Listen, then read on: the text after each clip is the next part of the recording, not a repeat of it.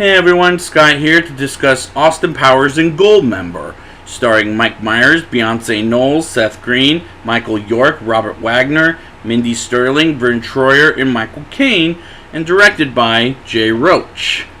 Now, I have a bit of a good memory of seeing this at theaters, unlike last week, but even though it was kind of rare, sure, but I remember the audience reactions, including my father's reaction, and this is the movie where I saw it in Washington, D.C. when I was on vacation there one day. So,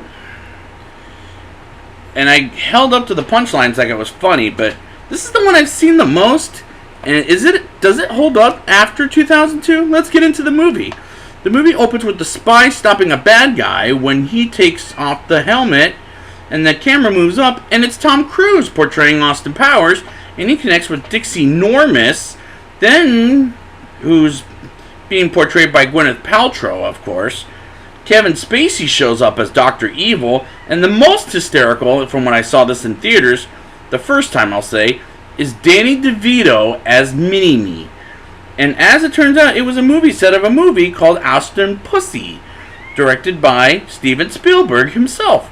And these cameos to this day made me laugh the hardest.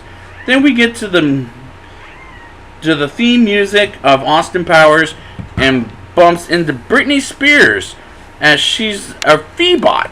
And the Hollywood people continue dancing with, which is fun, but at the same time it felt a little very tired. And I'm honestly getting a little tired of the jokes in this movie. Just to preview my thoughts of the movie for myself.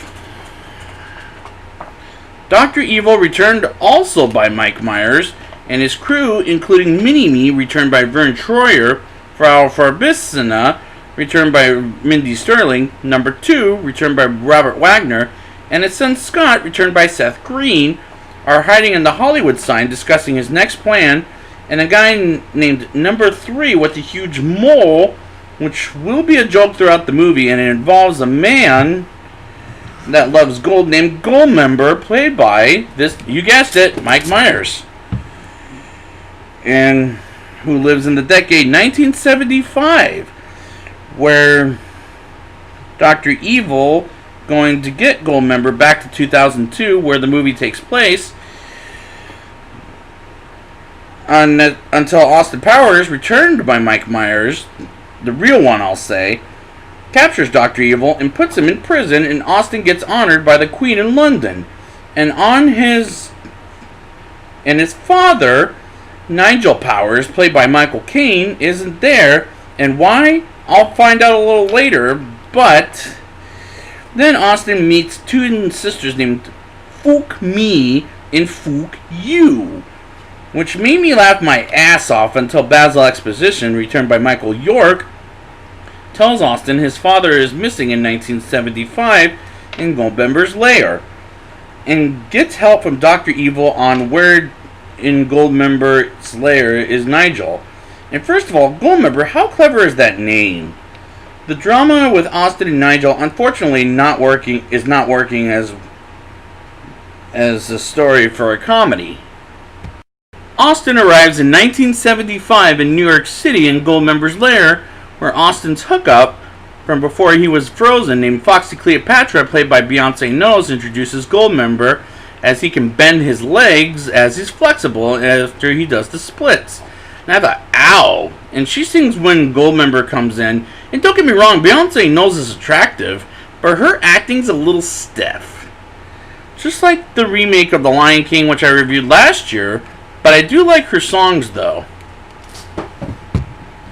Austin meets up with Nigel, aka his father, and I like Michael Caine in anything, including here, but Goldmember as a villain, my problem is he's not odd like Dr. Evil, nor is he hysterical as Fat Bastard, which I'll get into later in the show, and is returned by Mike Myers.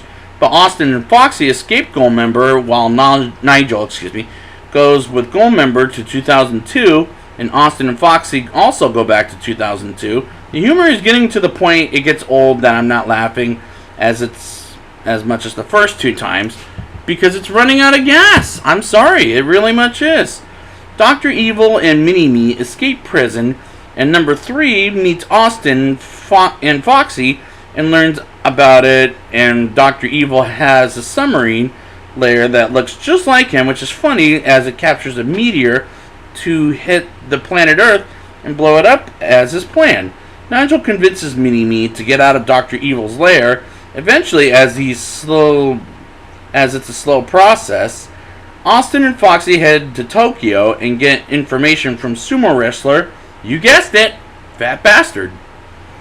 And they fight, but get it after Fat Bastard tries to catch Austin by wires. Meanwhile, Scott gets Dr. Evil sharks with laser beams attached to their heads, which he did want this whole series. Scott gets a weird looking haircut, and Dr. Evil accepting Scott as his son and not Mini-Me, which all this, as well as the humor, is getting very tired and running out of gas. I'm not laughing as much anymore.